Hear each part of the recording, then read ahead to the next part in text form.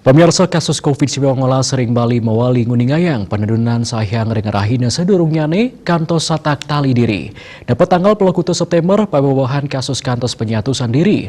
Kauningin talar pasien padam COVID-19 mebawah nanging wilanganipun dan akeh yening sahyang renggalah sedurungnyane.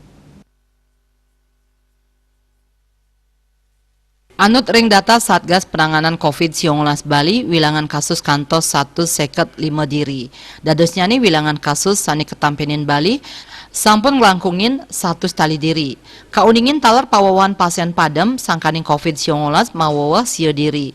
Dadosnya nih wilangan kumulatif ipun kantos 3 tali ulung atus 6 likur diri, luwire 3 tali ulung atus kali dasa WNI miwah 6 diri WNA.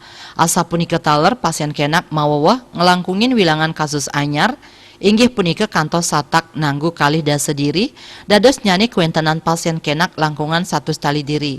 Raris indik wilangan kasus aktif kauningin satak nanggu samas petang dasa sio diri.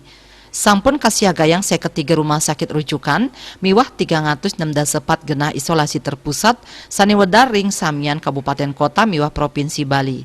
Dia Dewi Bali Pos Nguningaya.